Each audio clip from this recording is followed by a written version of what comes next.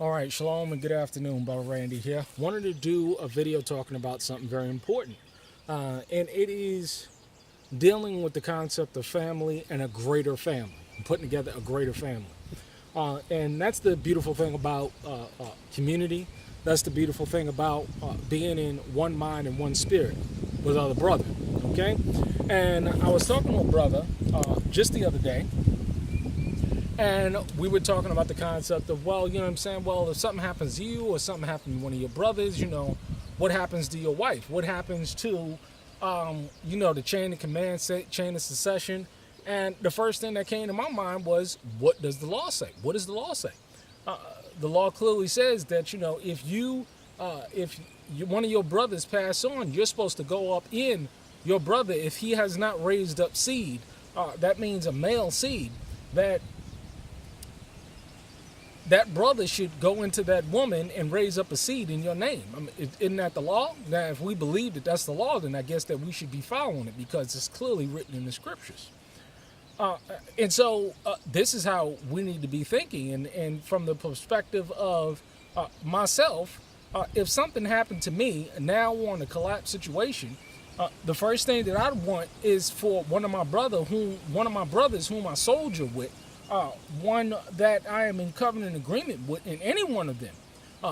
In my humble opinion, when I look out and I see the character of these men, any one of them would be qualified to cover my wife, and if necessary, raise up seed or just cover her as a wife.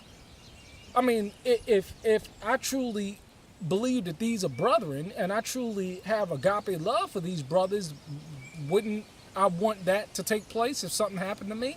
If I went on to judgment, the best thing I can do is to have my sister or my wife set up in such a fashion, or my wives to be set up in such a fashion that they're covered. They're covered by brethren that I know and that I can trust. And that's who you want to be going into war with. That's who you want to be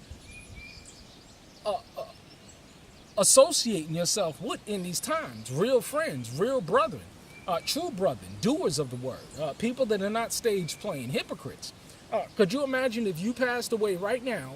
Could you honestly look at your brother that you are fellowshipping with, or that you claim to be your brother? Could you see him covering your wife and protecting your children? Think about that. Really think about that. Really think about that. Would you feel comfortable if you went on a judgment? To feel confident that he can protect your wife, your daughters, your sons? Because see, if you're in that situation and you can honestly look at that man and say, you know what, I don't have the confidence in that man to cover my wife and my children. If something happens to me, then you don't need to be with that man. Because see, we need real men. You need to send him off or send her off, or whatever, the man-woman training somewhere, because we're going into a situation where you're going to need real men. And I don't want to be in a situation personally where I done gone off to the Most High Yah and became an infidel because I didn't appropriately plan for my wife and my children. And that includes not only making sure that they have a roof over their head after I'm gone, that they're not deprived economically in any way after I'm gone, but also to make sure that they have a man, a real man, with a track record of being a man, covering a woman, with a track record of providing for that woman. Not no newbie, I'm sorry, but a real man with a track record of being a man to cover my woman. Because I'm a man with a real track record of being a man, covering a woman. Do you understand that kind of talk? Do you understand that kind of, do you get it? Because that's where we want to be. That's where you want to be. And if you ain't there, you in a serious situation. You in a serious situation. So that's the answer to the question that the brother asked me. Have another brother who I'm fellowshipping with, who I'm soldiering with, to cover my wife, to make sure that she's protected. Just like, hey, listen here, I would want her, if she so choose to get remarried, something happened to her, I would get remarried. Hey, she's living now. You know what I'm saying? And more wives are on the way. So the idea is that Let's not be hypocrites. Let's not be hypocrites. Let's not be stage players. Let's be real men and make sure that we have all of these contingency plans in place. Because you don't want your wife being covered by some bootlicker after you gone. You don't want your wife being covered by some man who claims to be righteous and he ain't nothing but full of nothing but dead man's bones.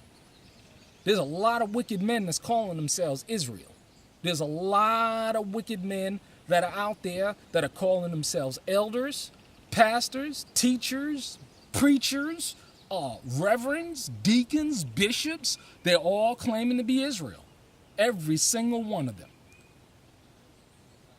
This is the truth. Look out there on YouTube and you see these bootlickers.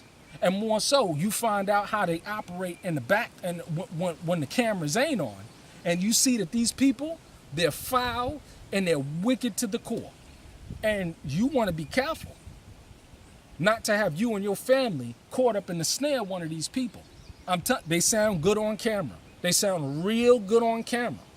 But they're wicked and they're foul as hell. And they should not, because you lack the spirit of discernment. So the idea is that you want to make sure that in life and in death, that you've done everything that you needed to do to make sure that your family is protected and that the continuity of the vision goes forward on whatever particular land or particular homestead or community that you're a part of, whether you're the head of that community or you're a member of that community. Love your wives, even love them in death. Do not be an infidel, because many of you bootlickers out there, you're nothing but stage playing hypocrites. Hypocrisy is just running crazy. It's running. It's so foul today. It disgusts me. It really does. But this is why you remove yourself from certain situations. You know what I'm saying? But hey, you just heard the truth. That's what the covenant and that's what agape love is all about. Shalom.